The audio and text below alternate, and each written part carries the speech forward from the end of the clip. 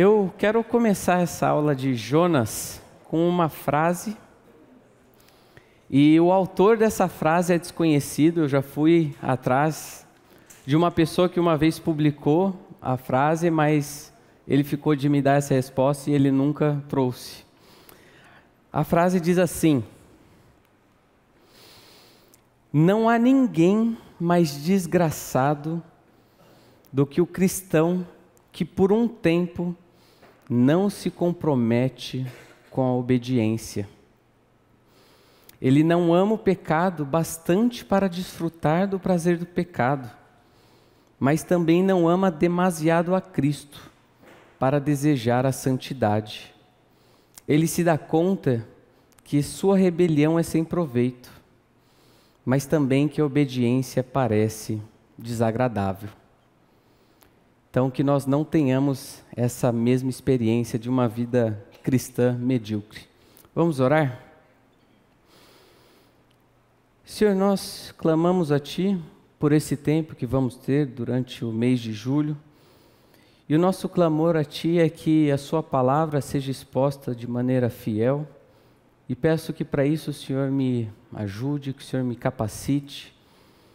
E também pedimos que a Sua palavra entre nos nossos corações de maneira a mostrar as inconsistências das nossas vidas, os dilemas que nós temos muitas vezes com o Senhor, a incapacidade que nós temos de compreender os Seus caminhos, a maneira como o Senhor dirige a história. Então, assim como um dia esse livro de Jonas penetrou no meu coração, apontou as minhas falhas, demonstrou a grandiosidade da Sua misericórdia, que esses meus irmãos aqui presentes também possam ter essa mesma experiência com o Senhor. Portanto, que o Senhor fale conosco através de Jonas. É o que eu peço em nome de Jesus. Amém.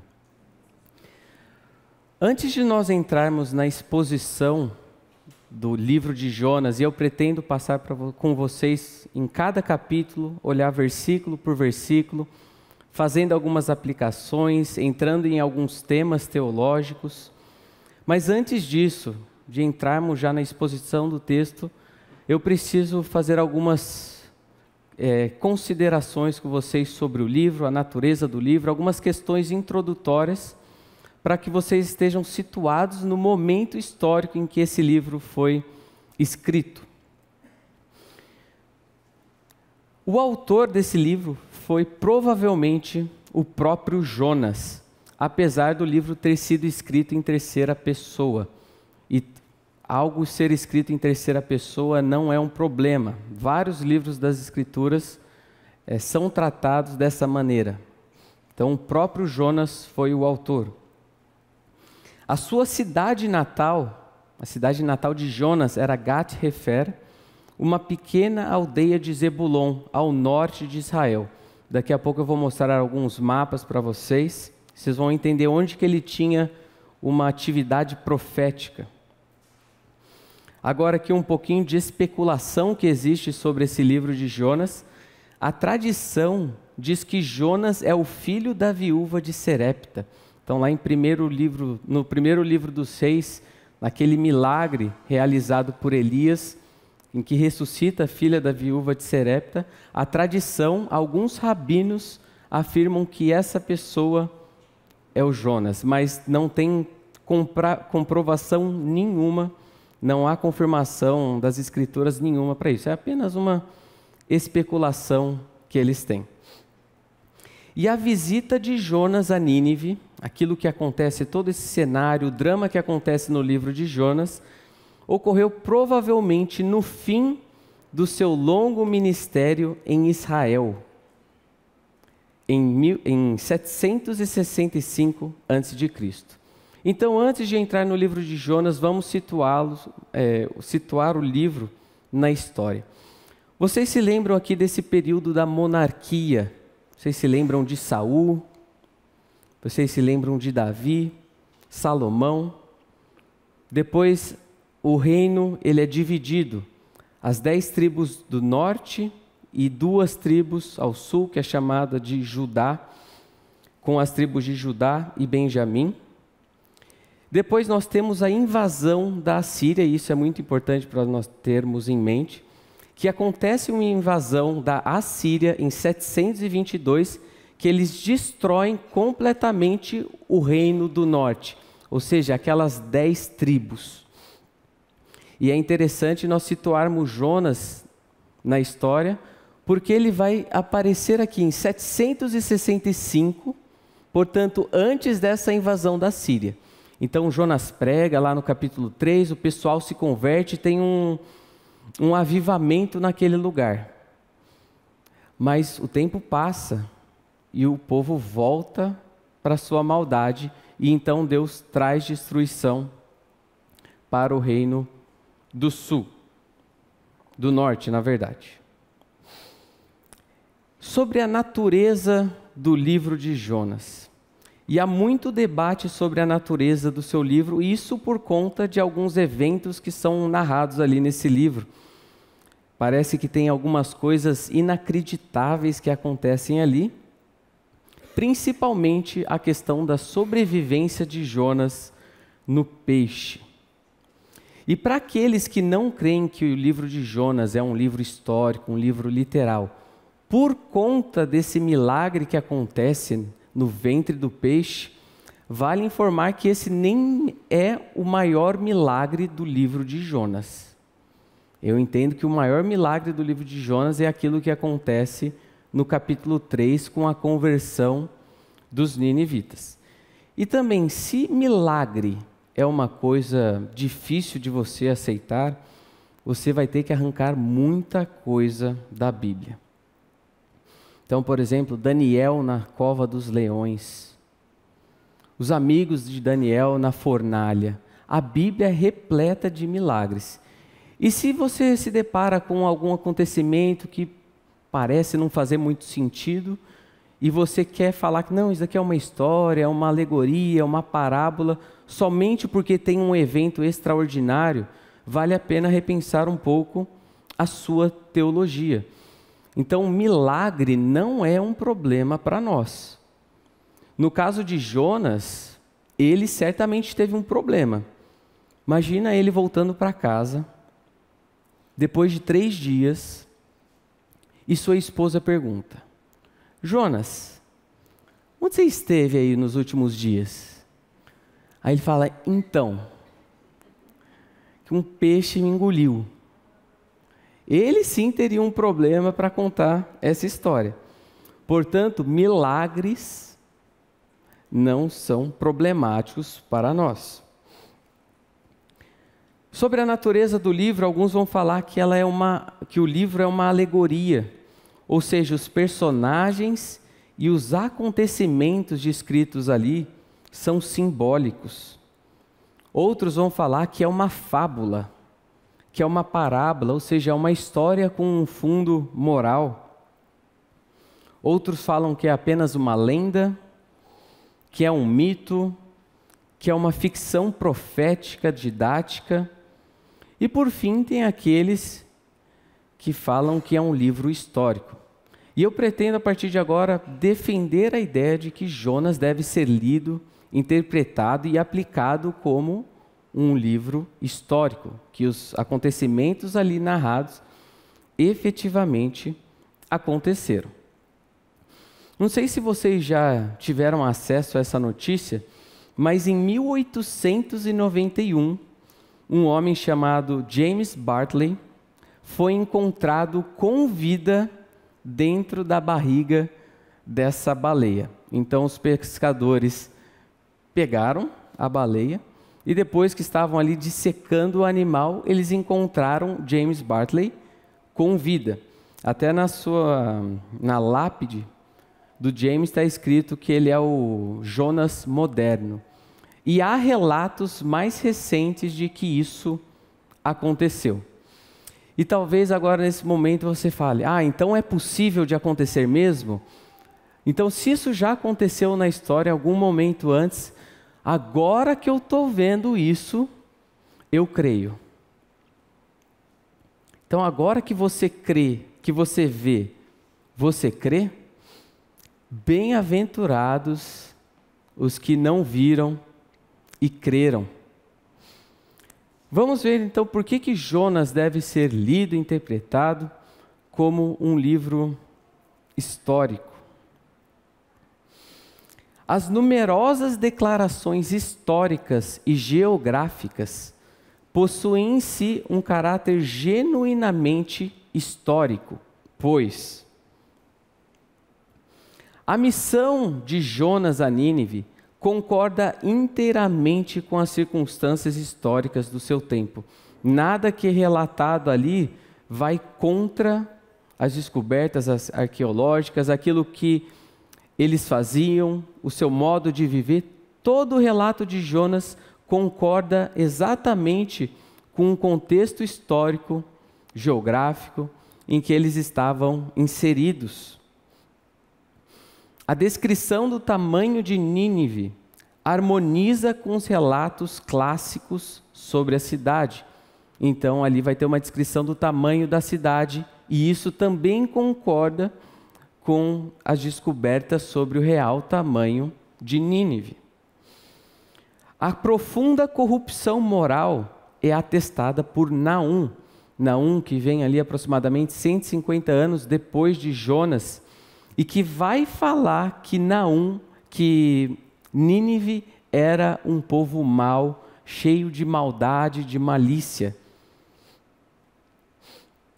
E o luto dos homens e do gado, dos animais que no capítulo 3 de Jonas estão em luto, vestindo panos de saco, é confirmado por Heródoto, lá no 4º século a.C., como um costume praticado. Então, o que aconteceu ali era costume era uma prática regular dos povos quando eles demonstravam uma contrição, um arrependimento. Também, a ideia fundamental do livro e a descrição psicologicamente fiel da personalidade do profeta e das outras pessoas, a tripulação do navio, os ninivitas, excluem completamente a ficção. Pessoal, Jonas é homem como a gente. A descrição ali da sua angústia, da sua dor, da sua indignação, da sua tristeza, o seu lamento, o desespero dos marinheiros, o clamor aos deuses, a idolatria, tudo isso é descrição de um povo igual a gente. Os compiladores do cânon acreditavam na verdade histórica da narrativa e por essa razão incluíram entre os escritos proféticos.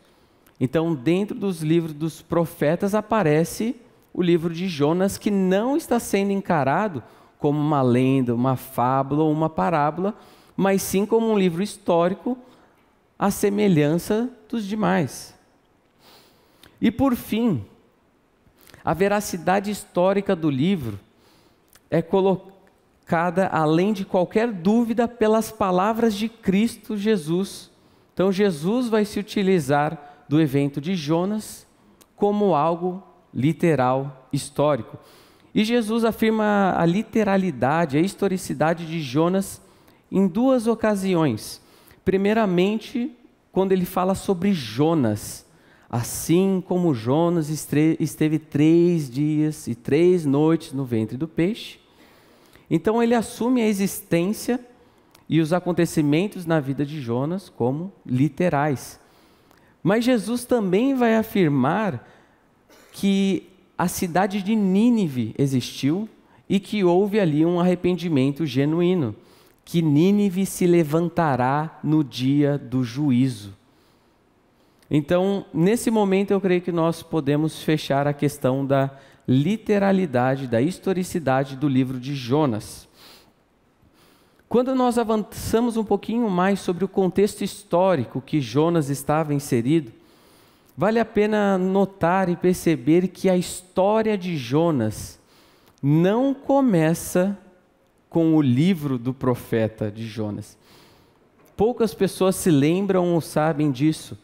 Ele já era profeta antes de acontecer o desenrolar ali da história descrito no livro de Jonas. ele conhecia o Senhor, ele era salvo. Sim, ele tinha problemas sérios com o Senhor. Tinha problemas sérios na sua vida, na conduta, assim como os demais profetas, os apóstolos. Olha só o que nós lemos em 2 Reis 14, 23 a 26. No 15º ano de Amazias, filho de Joás, rei de Judá, começou a reinar em Samaria Jeroboão, filho de Jeoás, rei de Israel, e reinou 41 anos. Fez o que era mal perante o Senhor, jamais se apartou de nenhum dos pecados de Jeroboão, filho de Nabete, que fez pecar a Israel. Presta atenção agora. Restabeleceu ele os limites de Israel, falando de Jeroboão II, desde a entrada de Amate até ao mar da planície, segundo a palavra do Senhor, Deus de Israel, a qual falara por intermédio de seu servo Jonas, filho de Amitai. Exatamente a descrição que começa o livro de Jonas. Jonas, filho de Amitai, o profeta, o qual era de Gate-Hefer. Porque viu o Senhor que a aflição de Israel era muito amarga, porque não havia nem escravo, nem livre, nem quem socorresse a Israel. O reino do norte, então, aquelas 10 tribos, estava em decadência moral generalizada. Quando você vai ler o livro dos 6, você percebe que só existe rei mau que se desvia do Senhor. Não tem um que se salva ali. E o livro de Amós, que é um contemporâneo de Jonas, vai atestar e vai descrever um pouquinho mais da sua maldade, da maldade do povo do reino do norte. Amós condena o reino do norte. Ainda assim, e observe que interessante, Deus levanta Jonas em meio à desobediência, em meio ao abandono do Senhor. Deus levanta Jonas para pregar bênção para o reino do norte. Deus levanta Jonas para profetizar que o território seria expandido. Então observe já a misericórdia de Deus presente aqui nesse contexto. É como se Deus estivesse falando: mesmo vocês virando as costas para mim, eu irei abençoá-los. Quando a gente olha o livro de Romanos, capítulo 2, verso 4, a gente tem aí um indicativo do porquê que o Senhor nos abençoa, porquê que o Senhor é tão misericordioso, mesmo em meio às nossas maldades e pecados. Às vezes você está desfrutando de bênçãos em suas vidas, o seu território tem sido alargado, mas isso não é sinal de que você está bem com Deus. Romanos 2,4 diz assim: ou desprezas a riqueza da sua bondade, e tolerância, e longanimidade, ignorando que a bondade de Deus é que te conduz ao arrependimento.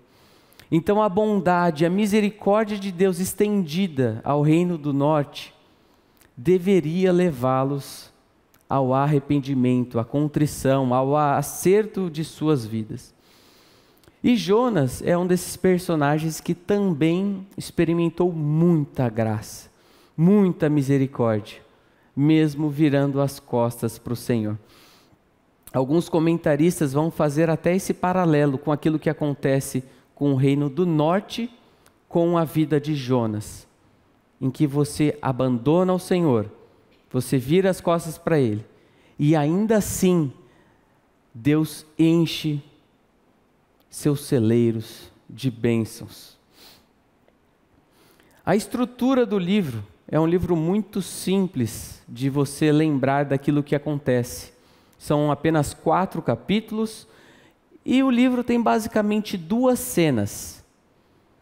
E cada cena contém 2 atos. E como nós lembramos mais de imagens do que palavras, eu creio que você pode formar essa imagem na sua mente. No capítulo 1, imagine aqui o profeta de costas para o Senhor. É aquele momento que ele foge da presença, que ele dá as costas para o Senhor e vai em direção a Tarsis. No capítulo 2, ele está, não literalmente, mas de joelhos.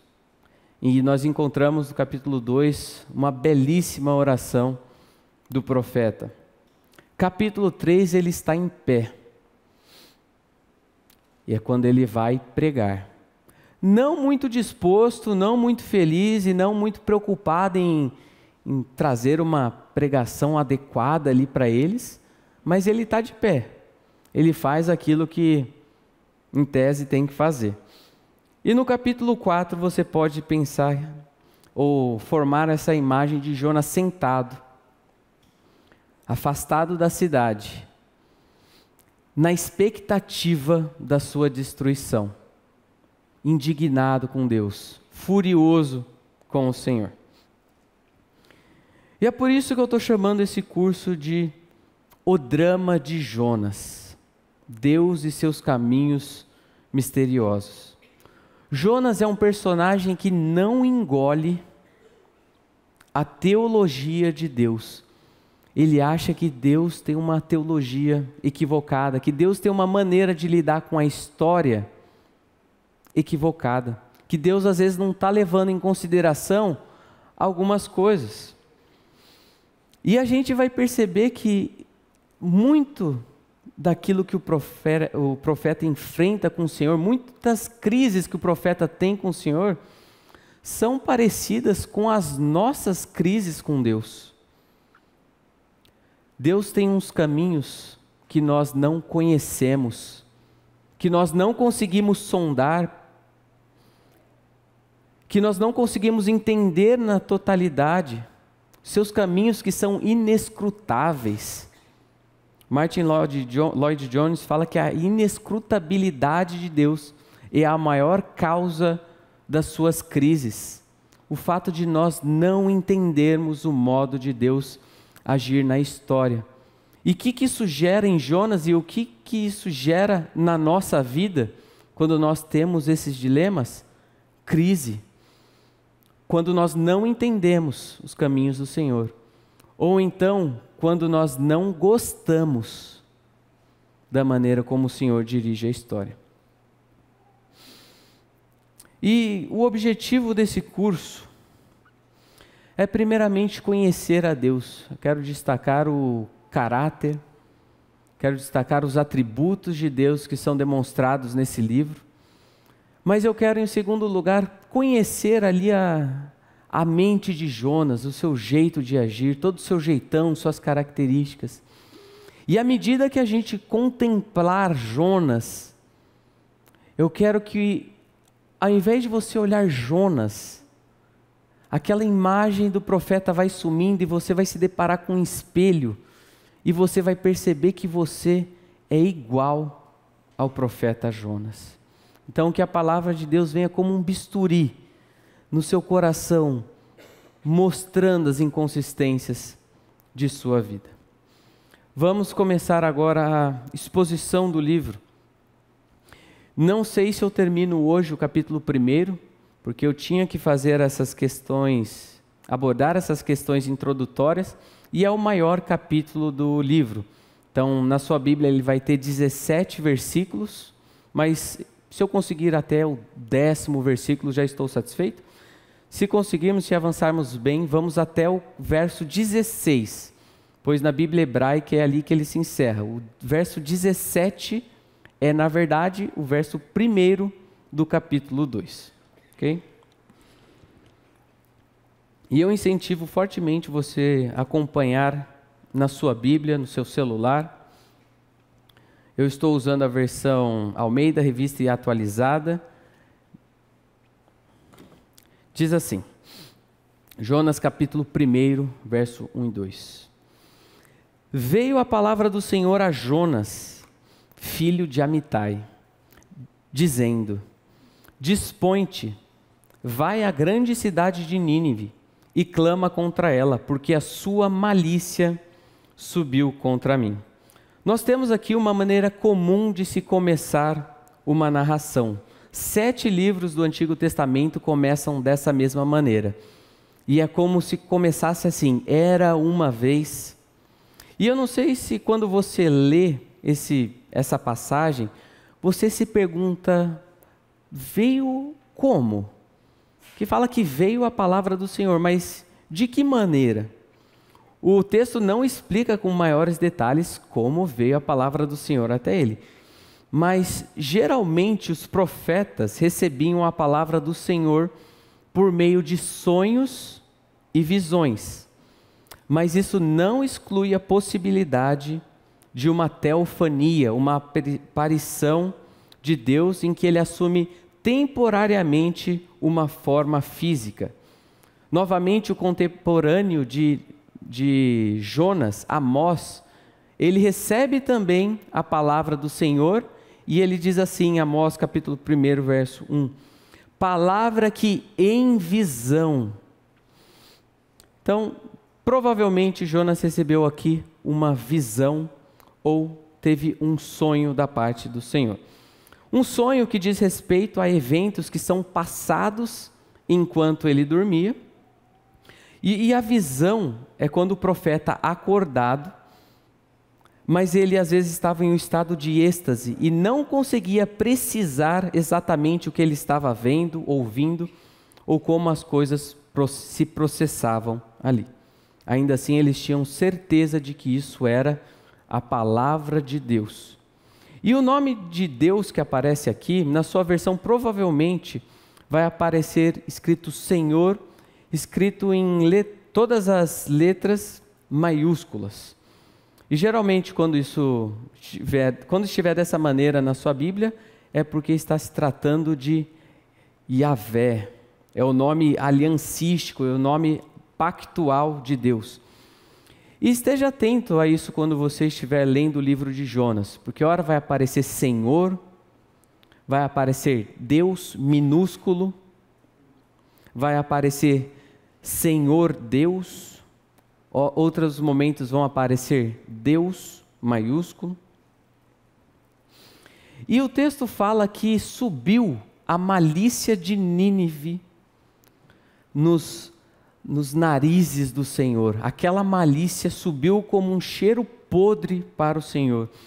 E a minha intenção agora é mostrar a maldade desse povo. Eu quero que vocês compreendam o drama que Jonas estava inserido. E aqui fica um alerta de um conteúdo um pouco mais sensível, tá bom? Então, no momento que eu fui traduzir isso, até apareceu lá, olha, tá muito pesado isso daí, né? Conteúdo impróprio, né? Então, nós teremos aqui uma certa maldade. Então, se você se sentir desconfortável com isso, continue aí, vamos até o final, que vai ser bom de qualquer jeito. Porque às vezes a gente fala que os ninivitas eram um povo mau, porque a maldade dele, mas nós não temos noção de quão mal eles eram. Registros se gabam de desmembramentos vivos, muitas vezes deixando uma mão presa para que pudessem apertá-la antes de que a pessoa morresse. Eles faziam desfiles de cabeças, exigindo que amigos dos falecidos as carregassem elevadas em postes. Eles se vangloriavam de sua prática de esticar prisioneiros vivos com cordas para que pudessem ser esfolados vivos. As peles humanas eram então exibidas nas paredes das cidades e em postes. Eles retiravam as peles e colavam. Eles encomendaram imagens de suas torturas pós-batalha, onde pilhas de cabeças, mãos e pés e cabeças empaladas em postes, 8 cabeças em estacas. E eu encontrei essa imagem na internet, aquilo que eles encomendaram para se vangloriar. Eles arrancavam as línguas e testículos das vítimas vivas e queimavam os jovens vivos. Então, para nós entendermos onde que eles se encontravam aqui, Nínive fica nessa região. E aqui fica Israel, e aqui ficava o porto de Jope, de onde Jonas embarcou. Um outro mapa que nos ajuda a entender aqui a dimensão desse império, o tamanho do império assírio. Observe aqui, deixa eu sair aqui para vocês verem, que Nínive é tido como a capital da Síria.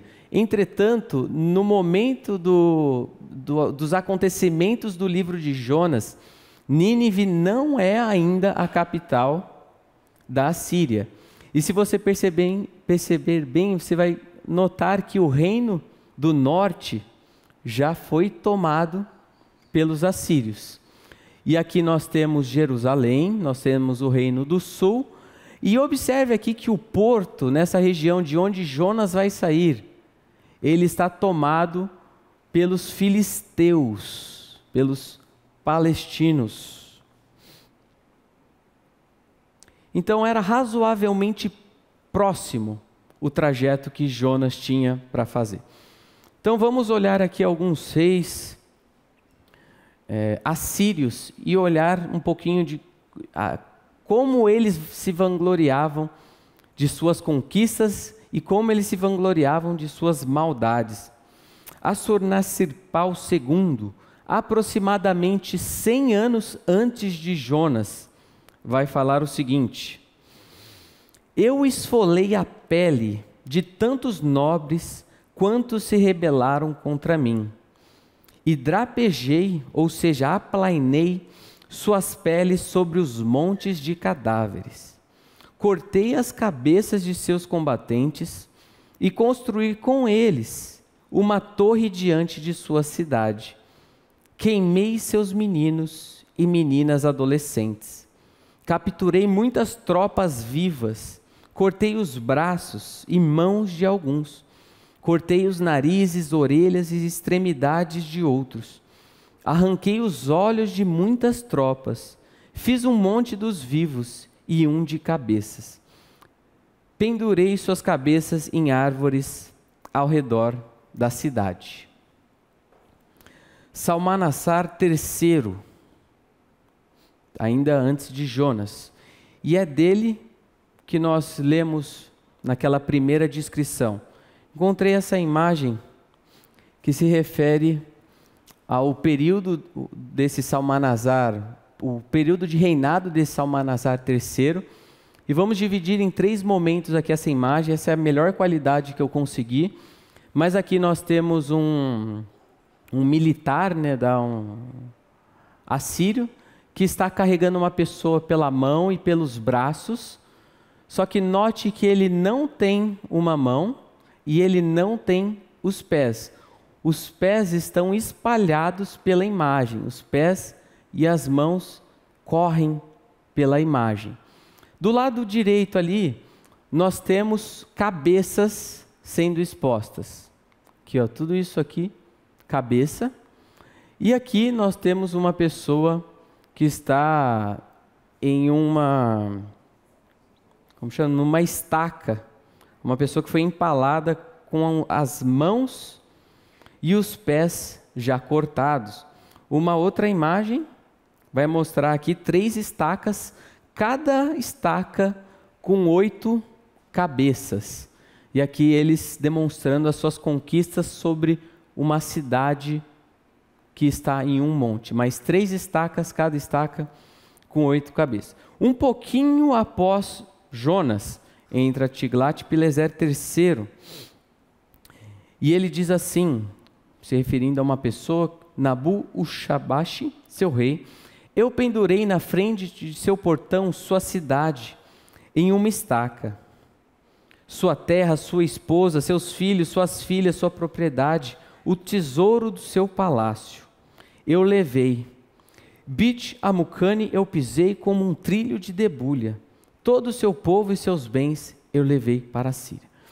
Depois dessa breve descrição da maldade dos ninivitas ou do império assírio, você entende Jonas agora?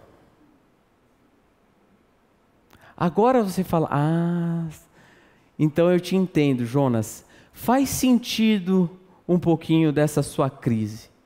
Eu espero que nesse momento você entenda que Jonas não é simplesmente um profeta louco.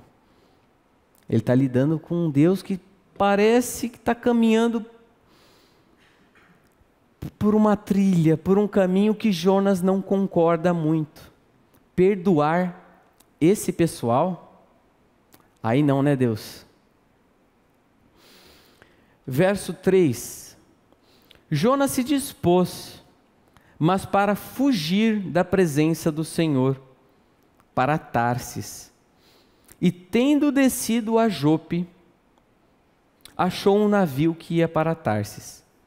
Pagou, pois, a sua passagem e embarcou nele, para ir com eles para Tarsis, para longe da presença do Senhor. Nós vamos gastar um tempinho nesse versículo 3, tem muita informação importante. Primeiramente, vamos lembrar que a hesitação ao chamado de Deus é comum.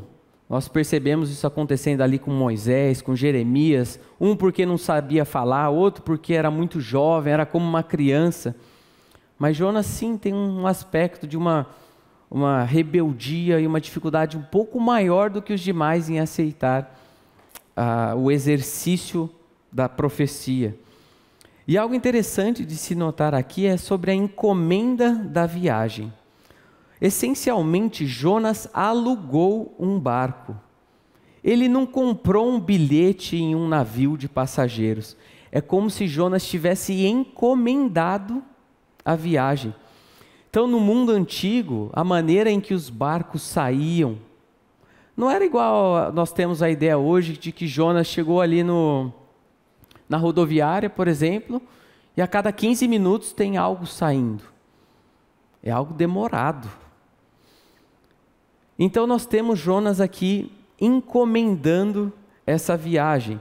E eles esperavam até que aquele navio estivesse completo de carga, para que valesse a pena um trajeto tão perigoso quanto esse. E um comentarista apontou que, possivelmente, esse navio teria aproximadamente 100 pessoas a bordo, além de toda mercadoria ali presente. Então, geralmente, na história que a tia Patrícia do Semear contava para a gente, quando nós éramos crianças, ouvindo a história de Jonas, é a história de um barquinho, que Jonas está lá, talvez 2, 3 pessoas, Jonas está dormindo. Talvez isso é mais parecido com o barco de Jesus, o barco que Jesus estava dormindo. Mas aqui nós estamos tratando de um barco maior. Só encerrar um ponto aqui, eu já libero para o intervalo. Nos dias de Salomão, um barco ou um navio que saía de Jope, que saía ali da costa de Israel, e ia até Tarsis, ele voltava somente após 3 anos. E geralmente ele estava carregado de grãos, vinhos e azeites de oliva. Então, vamos para o intervalinho, daqui a pouco a gente começa a falar o porquê que Jonas quis fugir. Então vamos voltar para Jonas capítulo 1, verso 3.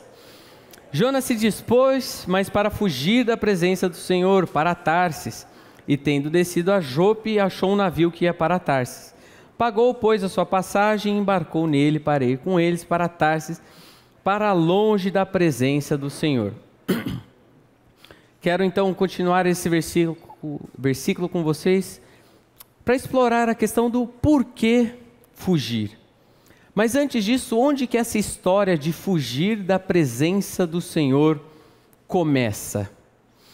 Olha só que interessante, lá em Gênesis 3:8, esconderam-se da presença do Senhor Deus.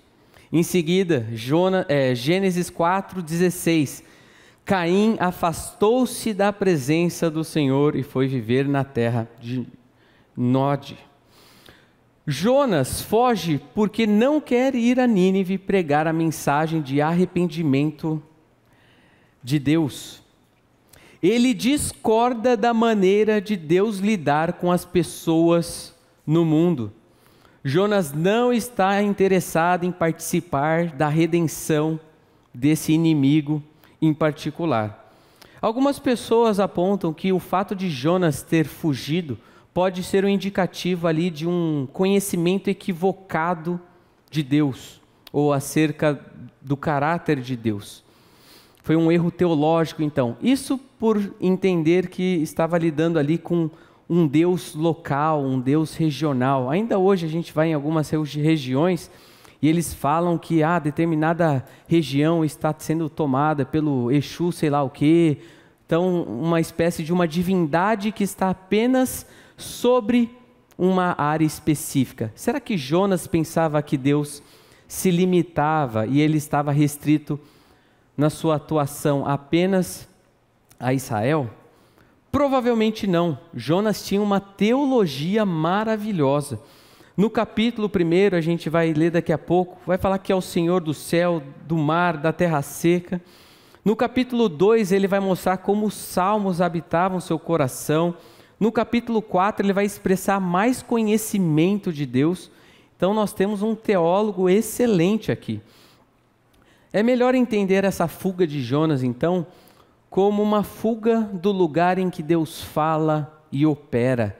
É Jonas querendo fugir do ambiente que lembra Deus. Nós temos uma ilustração disso quando a pessoa começa a vir na igreja, às vezes a pessoa se converte, em determinado momento ela se desvia, foge do Senhor.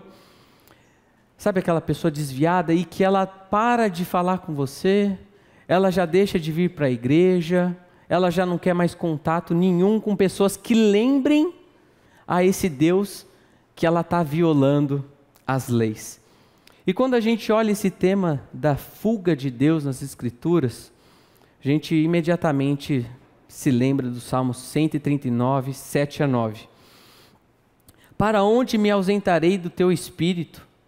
Para onde fugirei da tua face? Se subo aos céus, lá estás.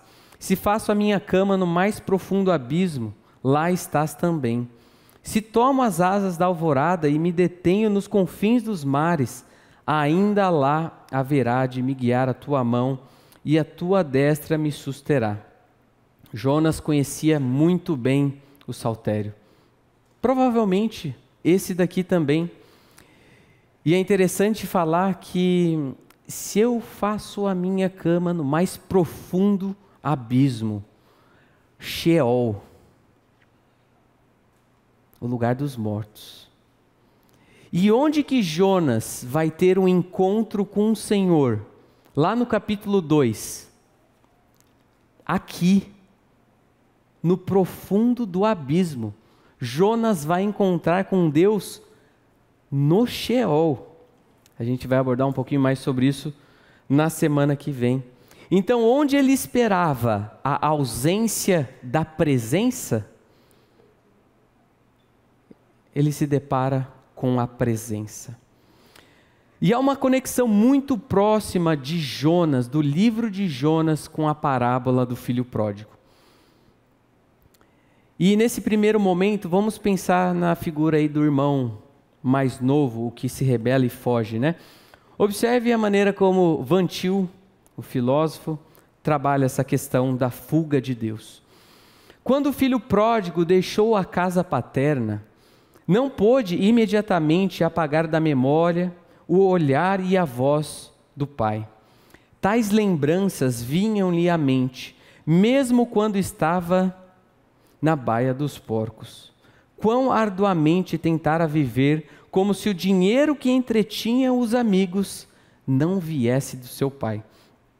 Quando indagado sobre de onde procedia, respondeu simplesmente que vinha de longe, Não queria reviver o passado e ainda assim não podia esquecê-lo. Isso requeria um constante ato de supressão da verdade. Porém, é mais do que certo que toda tentativa de supressão mantém vivo o que se pretende esconder. Olha Jonas aí. Não somente Jonas, mas olha a humanidade aí. E eu entendo que nós temos nesse momento algumas implicações apologéticas, algumas implicações sobre a defesa da fé. Eu entendo que Deus se revela na interioridade de todo ser humano. Aquilo que chamam de sensus divinitatis, a noção do divino, ou então o desiderium aeternitatis, o anseio, a vontade pelo que é eterno. Na sua consciência de toda a humanidade, lá no fundo, eles sabem que existe um Deus a quem esse homem deve obediência, mas ele não gosta de Deus. E é por causa disso que ele suprime, ele tenta abafar esse conhecimento, mas que lá no fundo da sua consciência ele tem. E nisso ele troca a verdade pela mentira e ele troca a verdade pela injustiça. Então, ao lidar com incrédulos, nós estamos lidando com pessoas que estão fugindo de Deus. Pessoas que estão se escondendo no fundo do porão para não se depararem com um Deus que eles têm violado as leis. Pessoas que estão vivendo nas terras de Deus, mas se encontram em oposição a esse Deus. E eu entendo que esse é o nosso terreno apologético. Esse é o nosso ponto de contato, onde cristãos e não cristãos se encontram. Então nós podemos chegar para essas pessoas sabendo que Deus se revelou na interioridade de cada um e falar, não necessariamente dessa maneira, mas você está fugindo de Deus, né? Ainda sobre o versículo 3, por que Tarsis? Por que Jonas decidiu ir para lá? Tarsis é o ponto mais distante a oeste conhecido da sua época, onde Deus não é honrado ou conhecido. Fica ali no sul da Espanha. E um detalhe, já vou mostrar um mapa para vocês, mas um detalhe interessante que o texto, de maneira muito irônica, apresenta, e de uma maneira até cômica, é quem chegará a Tarsis? O texto fala que o navio ia para Tarsis. O navio vai chegar a seu destino. Jonas não. É o navio que vai para Tarsis, não Jonas. E mais curioso, cômico, é a presença de gentios ali naquele navio. Deus está preparando um encontro. Uma embarcação que provavelmente tinha fenícios e filisteus. Lembra que eu mostrei ali que o porto não estava sob o controle de Israel? Estava com os filisteus?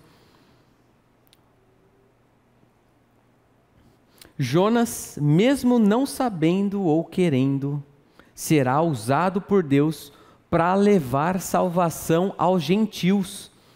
E era justamente por isso que ele estava fugindo e por isso que ele não queria ir para Nínive. E Deus ainda assim prega essa peça, coloca gentios no navio, de maneira não intencional, ele fala algumas coisas e eles se convertem. Então vamos olhar o mapa aqui. Nínive, nós já abordamos um pouquinho a sua geografia. Jope, ali em Israel, era um trajeto tranquilo, simples, razoável de se fazer até Nínive. E ele vai para o ponto mais distante conhecido da sua época, Tarsis, ali no sul da Espanha. E, pessoal, quando eu falo que é o mais distante possível, aqui é a continuação do mar Mediterrâneo, que viria até aqui assim, ele vem até o lugar mais distante possível. Alguns identificam que esse lugar seria hoje ali próximo ao Estreito de Gibraltar. Há uma aplicação feita, geralmente, quando eles leem esse versículo 3, que Jonas chegar, o barco está pronto, ele sai.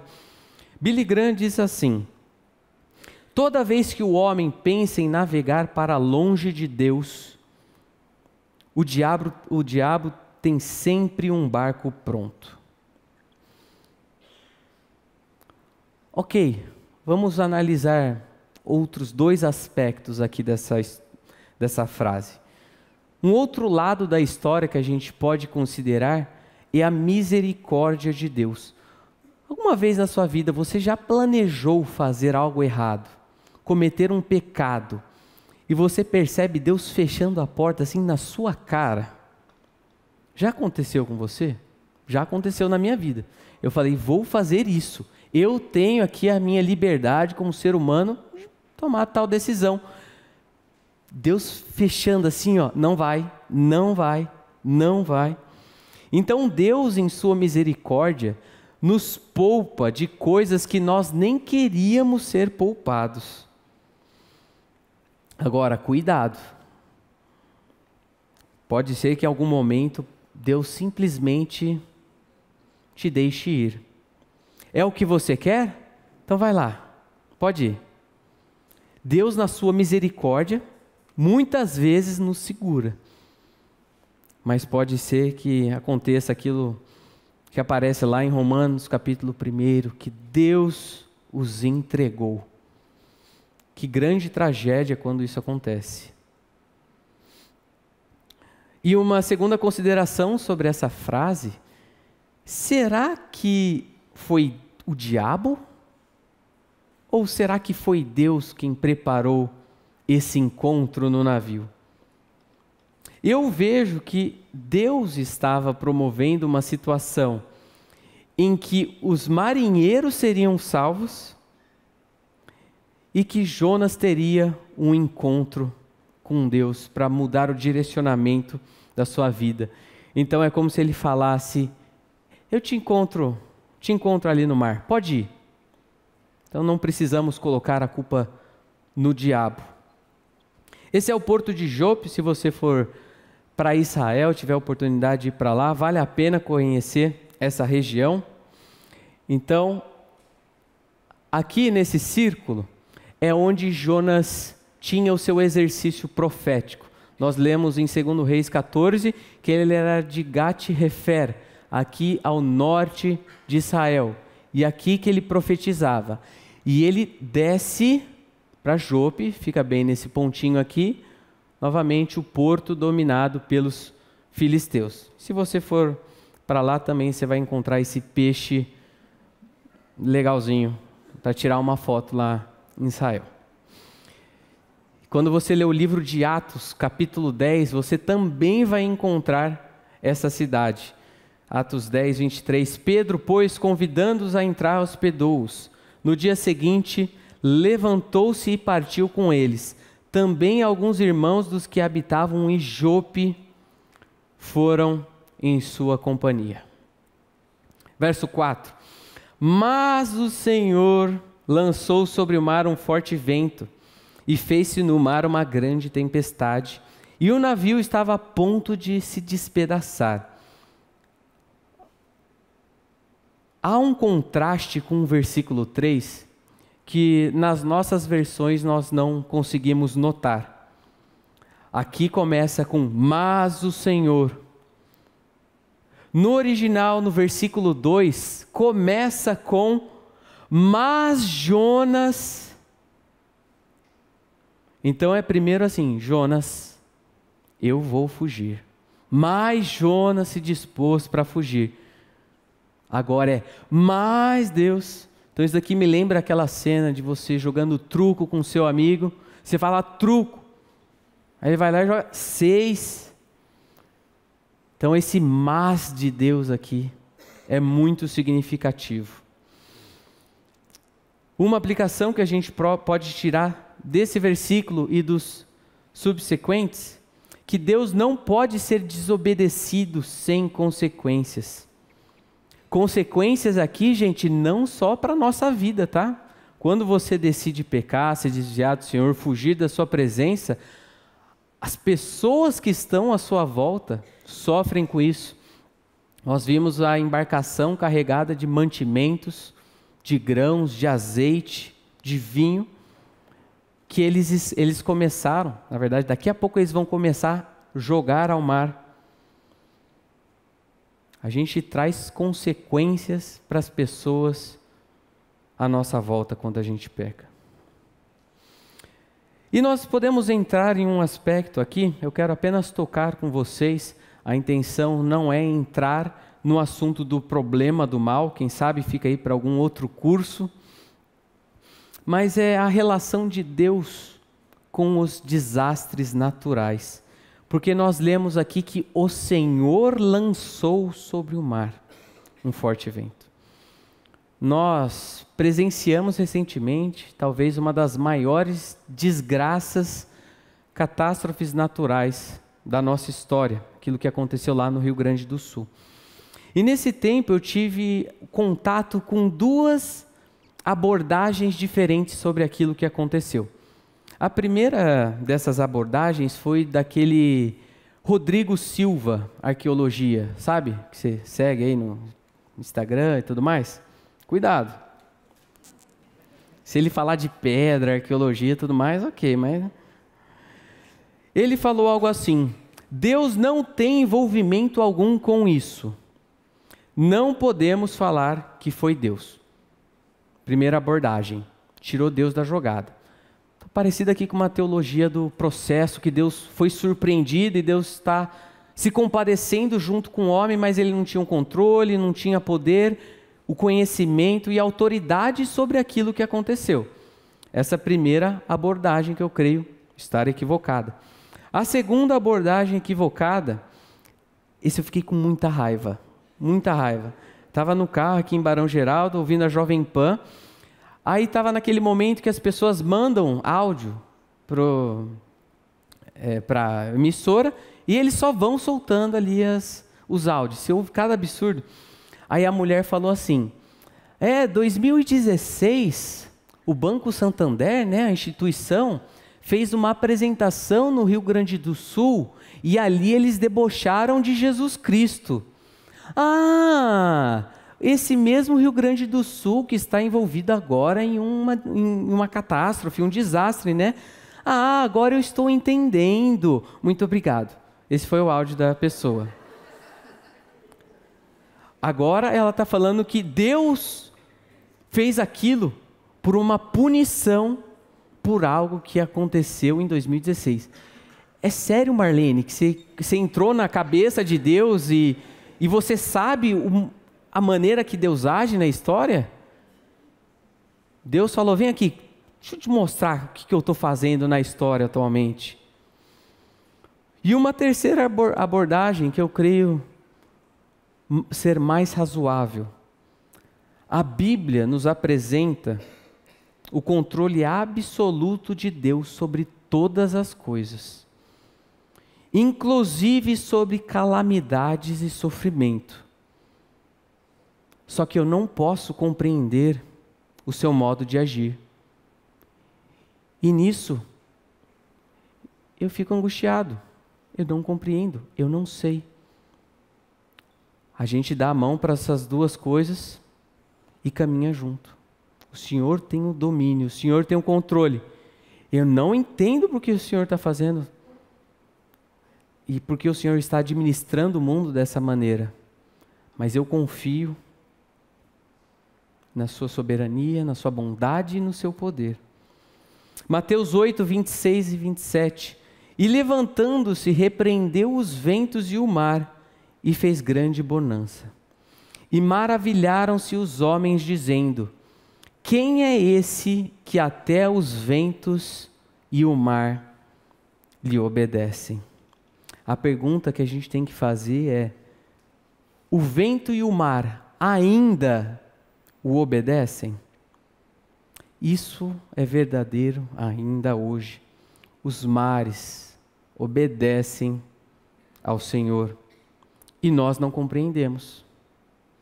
Por que escassez de chuva em um lugar? Por que chuva em abundância em outro? Daí que vem a nossa crise. não entendemos ou entendemos e não gostamos. Esses são os caminhos de Deus, os caminhos insondáveis, os caminhos inescrutáveis de Deus. Olha só que interessante como nós abordamos sobre o controle de Deus sobre o vento, sobre o mar. Um tema muito abordado no livro de Jonas é a sua soberania. É o controle absoluto de Deus sobre as coisas animadas e desanimadas não. As coisas animadas e as coisas inanimadas. Nós vamos perceber o Senhor falando e o objeto respondendo. Nós vemos o vento, a sorte, os marinheiros tirando sorte e apontando para Jonas, a calmaria que faz logo no momento que Jonas é entregue ao mar, o peixe que obedece ao Senhor, no momento em que ele é engolido pelo peixe e no momento que Jonas é vomitado. A planta obedece ao Senhor, o verme obedece ao Senhor, o vento calmoso oriental, que de calmoso não tem nada, ele é bem agressivo, é bem quente mesmo, e atinge a face de Jonas a ponto dele desejar a morte, também obedece ao Senhor. Qual é a única coisa que não, ou pessoa, que não obedece ao Senhor no livro de Jonas? A pomba. Vocês se lembram da pomba que não obedece ao Senhor? Pomba é o significado de Jonas. Então Jonas é o único que não obedece ao Senhor.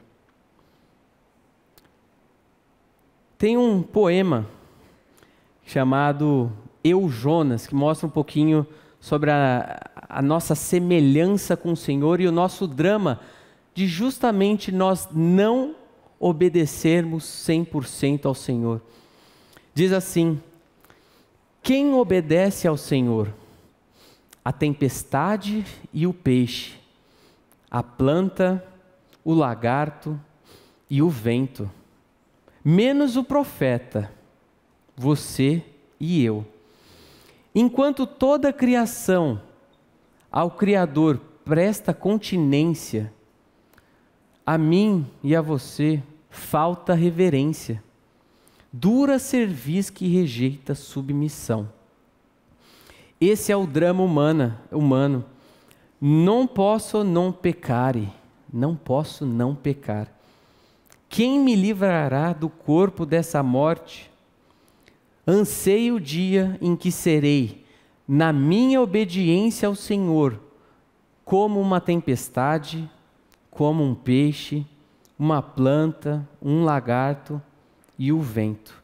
Bem-aventurado serei. Esse é o nosso drama. Eu não posso não pecar. Em nossa obediência ao Senhor, seremos menos do que perfeitos. Verso 5. Então, os marinheiros, cheios de medo, clamavam cada um ao seu Deus e lançavam ao mar a carga que estava no navio, para o aliviarem do peso dela. Jonas, porém, havia descido ao porão e se deitado, e dormia profundamente. Primeira questão que eu quero destacar com vocês é que aqui, os marinheiros, diante do seu desespero, eles ainda clamavam aos seus deuses. Isso nos aponta ao fato de que o ser humano, naturalmente, irá recorrer a algum Deus em momentos de aperto, de sofrimento. Você irá recorrer, nesses momentos, para aquilo que você crê que pode te salvar. Então não existe pessoa religiosamente neutra. Ele está adorando ou a Deus ou a algum ídolo. E aqui eles recorrem à única possibilidade que eles têm ou que imaginam ter. E onde está Jonas nesse momento? Então, os marinheiros estão exercendo a sua religiosidade. Eles estão clamando aos seus deuses. E Jonas? Jonas está dormindo. O sono é um recurso maravilhoso, não é? Como se temporariamente você pudesse deixar de existir. Não é à toa que pessoas depressivas geralmente utilizam no sono um recurso para esquecer da realidade. E a palavra utilizada aqui como um sono profundo está descrevendo um sono que é quase hipnótico. Jonas estava dormindo profundamente. E isso está revelando a sua indiferença com a própria vida e com a vida dos demais. E é interessante fazer esse contraste da vida de Jonas com a vida de Jesus, em diversos momentos. E ao longo do curso eu ainda vou fazer essas diferenciações entre Jonas e Jesus. Mas vamos olhar o sono que Cristo tem no barquinho, lá no Mar da Galileia. Mateus 4, 37 e 38.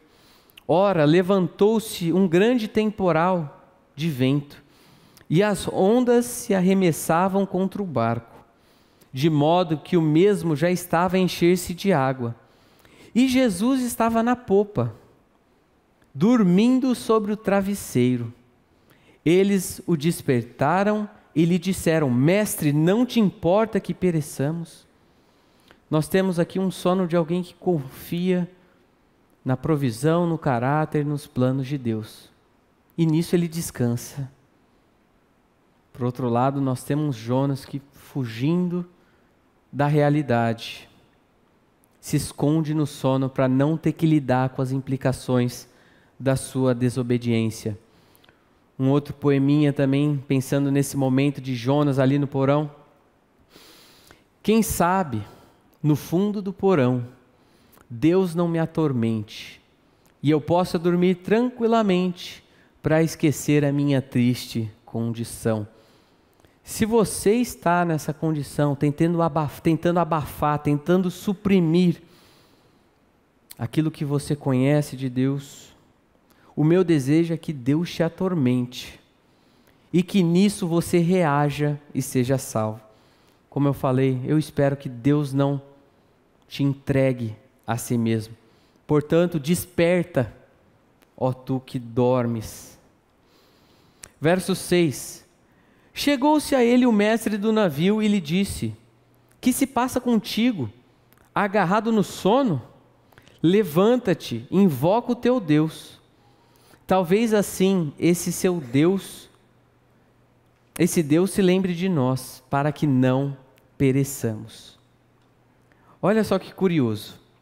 O marinheiro, o mestre ali do navio, chega para Jonas e fala: levanta-te.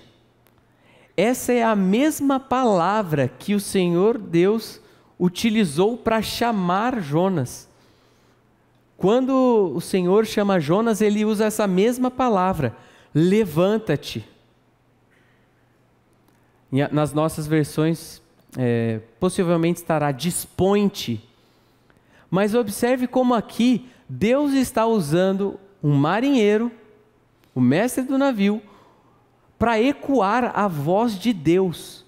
Então, naquele momento, Jonas está relembrando aquilo que Deus tinha mandado ele fazer. E talvez aqui ele já comece a perceber a sua culpa.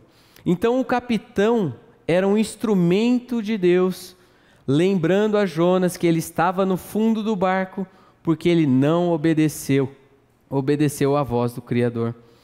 O capitão, sim, está preocupado com a segurança ali de toda a tripulação, e ele sabe que Jonas é o único que não está clamando a sua divindade. Então, quem é que realmente crê? Os marinheiros, os pagãos. E a gente percebe que Jonas não ora. O comandante dá a ordem para ele orar, mas ainda assim, não temos nenhuma indicação de que Jonas orou. Versículo 7. E diziam uns aos outros: Vinde e lancemos sortes para que saibamos por causa de quem nos sobreveio este mal. E lançaram sortes, e a sorte caiu sobre Jonas. A gente percebe aqui a provisão de Deus sobre a sorte. A gente não tem a descrição de que material, de que maneira que eles fizeram isso, talvez com pedras pintadas, ossos que eram rolados e lançados de maneira supersticiosa, combinando cores ou números. Mas essa prática de lançar sortes, ela era bem comum no Antigo Testamento. E não tem uma igualdade com os nossos jogos de azar que nós encontramos nos nossos dias. São coisas diferentes. No Antigo Testamento, apenas para pontuar com vocês, Provérbios 16, 33, a sorte se lança no regaço, mas do Senhor procede toda a decisão. Atos 1, 26, na escolha daquele que sucederia Judas, no grupo dos apóstolos. E os lançaram em sortes, vindo a sorte recair sobre Matias, sendo-lhe então votado lugar com os 11 apóstolos. E em diversas outras ocasiões, isso aconteceu no Antigo Testamento. Então era uma maneira comum em que o povo tinha ali a instrução, o revelar de Deus para alguma decisão, com relação a algum propósito, alguma escolha, às vezes para ver quem que receberia uma propriedade, a repartição de terras, os trabalhos que seriam realizados pelas pessoas, tudo isso sendo utilizado por sortes. E aqui a sorte, na verdade, a mão de Deus aponta que Jonas é o culpado. Aí talvez venha a questão, eu devo esperar que Deus ainda se revele a mim e conduza a minha vida através de sorte? Creio que tem um caminho mais excelente para você trilhar a sua vida. Você pode se submeter às Escrituras, aquilo que ela já revelou, que você só tem que se submeter. Oração, conselho, sabedoria, prudência, através dessas coisas que Deus dirige as nossas vidas. Então não fique em busca de sorte, não. Então lhe disseram, versículo 8, declara-nos agora por causa de quem nos sobreveio este mal, que ocupação é a tua, de onde vens, qual a tua terra e que povo és tu? Ele está querendo saber aqui a identidade de Jonas. E os comentaristas apontam para que essa segunda questão é a mais relevante, é a que mais pegou no coração de Jonas. Que ocupação é a sua? Porque foi essa pergunta que levou Jonas ao navio. E é essa pergunta que ele está fugindo, que ele não quer saber, que ele não quer responder. Ele não queria mais ser um profeta. E em meio a essa tempestade, eles querem saber quais são os seus compromissos, quais são as suas alianças. Versículo 9, e ele lhes respondeu, sou hebreu, e temo ao Senhor, o Deus do céu, que fez o mar e a terra. Jonas podia falar, mas Jonas não podia viver conforme as suas palavras. Quem na verdade teme são os marinheiros pagãos.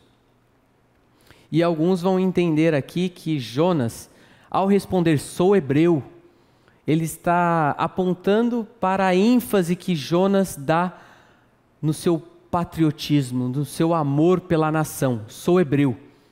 Logo não há espaço para Deus atuar com outros povos. E olha que interessante a sua resposta. Temo ao Senhor, o Deus do céu, que fez o mar e fez a terra seca. Perceba a ironia, o livro de Jonas é repleto de ironia. O mar é aquilo que os tem aterrorizado. E ele está falando, o Senhor tem controle sobre o mar. A terra seca, naquele momento era onde eles almejavam estar, onde eles teriam segurança. Em outras palavras, o que Jonas está falando aqui é: eu conheço o Deus que está causando essa tempestade, que tem controle de tudo isso daqui, mas ele permanece inquieto.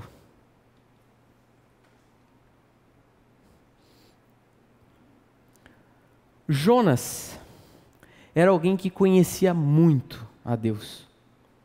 Ele conhecia excessivamente ao Senhor. Mas o seu conhecimento não o levou à obediência.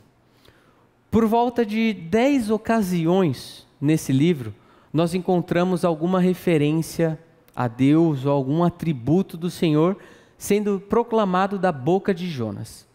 Então ele se reconhece que o Senhor é isso, que o Senhor Deus fez o mar, que o Senhor é soberano, que Ele salva, que Ele é justo, que Ele é soberano, que Ele cuida de todas as coisas, que Ele é misericordioso, compassivo. Ele tem uma declaração de fé perfeita. Jonas é um teólogo maravilhoso. Quando a gente contrasta agora o conhecimento que os marinheiros tinham, os marinheiros conheciam aquilo que Jonas, sem querer, falou. Que Deus é soberano, seus desígnios são realizados, que esse Deus é digno de fazer uma adoração. Mas mesmo com menos conhecimento, quem obedece a Deus são os marinheiros pagãos. E depois, no capítulo 3, os ninivitas, mesma história. Nós temos que parar nesse momento e fazer uma aplicação. Nós estamos em uma igreja que valoriza muito o ensino das Escrituras. E efetivamente, muitos aqui conhecem demais a Bíblia. O erro é achar que conhecer a Deus se limita a saber as Escrituras. Conhecer a Deus não é sobre saber proposições sobre Deus. É sobre se relacionar com o Deus ao qual as Escrituras apontam. As Escrituras apontam para uma realidade fora dela, em que você deve viver. Portanto, cuidado com o seu racionalismo, com o seu gnosticismo, em que você se dá por satisfeito porque conhece. O seu conhecimento não pode te salvar. Apenas para concluir, quero fazer um contraste entre os gentios e Jonas nesse primeiro capítulo. Cada marinheiro clama ao seu próprio Deus. Agora com Jonas, o capitão pede que Jonas clame ao seu Deus. Os marinheiros tentam salvar a vida de Jonas. Jonas está fugindo para que a vida dos gentios não seja salva. Os marinheiros temem ao Senhor. Jonas afirma que teme ao Senhor. Os marinheiros oferecem um sacrifício e fazem votos ao Senhor. Jonas fez votos, isso no capítulo 2, e prometeu oferecer sacrifícios ao Senhor, mas isso nunca aparece na narrativa. Vamos orar? Senhor, nos livre de ter um conhecimento do Senhor apenas em termos de proposições, de teologia, de versículos decorados, mas que na nossa vida possamos viver essa realidade ao qual a Sua palavra aponta. Livre-nos dessa hipocrisia, desse nosso anseio por conhecer cada vez mais, só que não querer da mesma maneira que a nossa obediência e a nossa santidade caminhem da mesma proporção. Obrigado pela Sua palavra exposta nessa manhã e que ela gere transformação, que ela continue apontando as inconsistências no nosso caráter e na nossa vida. Peço que o Senhor abençoe a vida de cada irmão aqui presente. Obrigado pela Sua palavra, Deus. Eu oro assim em nome de Jesus. Amém.